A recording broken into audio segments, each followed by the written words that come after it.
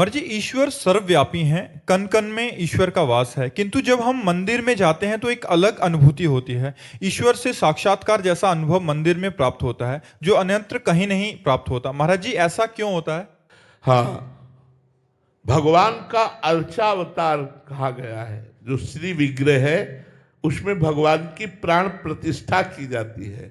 जैसे दूध में घी है, पर जब हम उसकी प्रक्रिया करके निकालते हैं तभी स्वाद मिलता है। दूध पीने से घी का स्वाद नहीं मिलेगा। दूध को दधी रूप में जमाना, दधी का मंथन करना, मक्खन निकालना और फिर उसे तपाना, तब उससे जो निकलता है वो घृत होता है।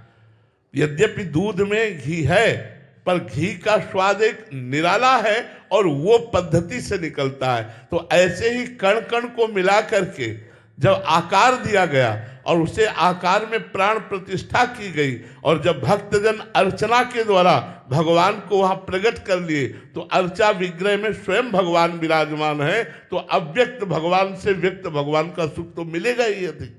तो जब हम मंदिर में जाते हैं तो एक विशेष परमाणु, एक विशेष आनंद, एक विशेष सुख मिलता है, क्योंकि वहां भगवान प्रगट अर्चा विग्रह के रूप में विराजमान है।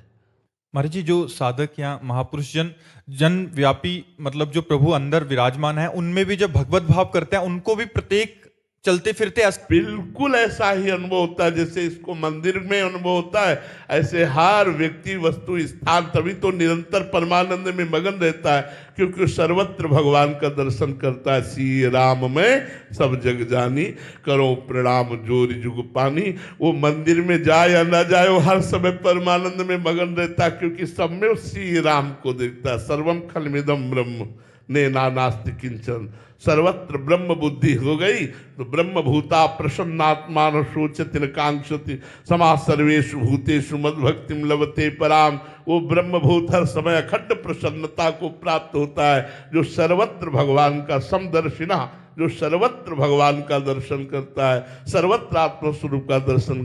पर वो बच्चा ये अपना अनुभव बता रहा है, ठीक अनुभव बता रहा है, पर ये साधारण कोटि का है।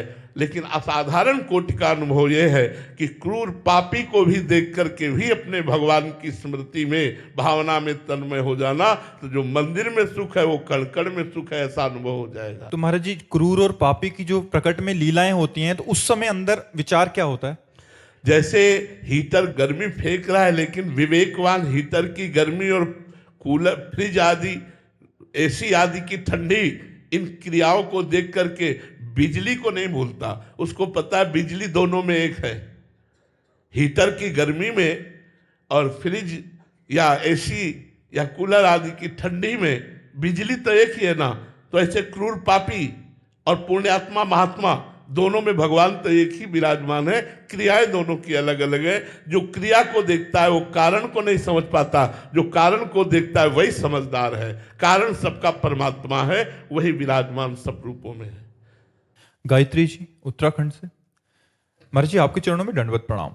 गुरुदेव, भगवत प्राप्ति और प्रेम प्राप्ति में कुछ फर्क है क्या? भगवत प्राप्ति में मोक्ष भी आता है, सारिष्ट सामीप्य सायुज्य एकत्व आदि। लेकिन प्रेम में एक दुर्लभता है, वो मोक्ष भी दीयमानम न ग्रहणन्ति बिना मत सेवनम जना।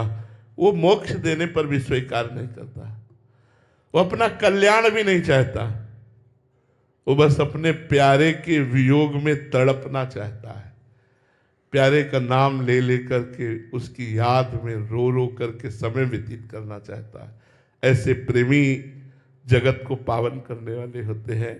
जो मोक्षाभिलाषी है वो तो धन्य है ही, लेकिन जो मोक्ष त्यागी है, मोक्ष का भी त्याग करके भगवान के विरह में तड़पना चाहते हैं। इसीलिए गोपियों की चरण वंदना परम ज्ञानी बृहस्पति शिष्य, भगवान के मित्र, भगवान के मंत्री उद्धव जी ने की। क्यों? क्योंकि गोपियां हर समय भगवान श्री कृष्ण के प्रेम में उन्मत्त रहती थी। गृह कार्य करते हुए भी कृष्णाकार वृत्ति रहती थी। विक्रेतु कामा अखिल गोप कन्या मुरारी पादार पिचित्त वृत्ति दध्यादिकम मोह वसाद वोचर गोविंद दामोदर माधवेति।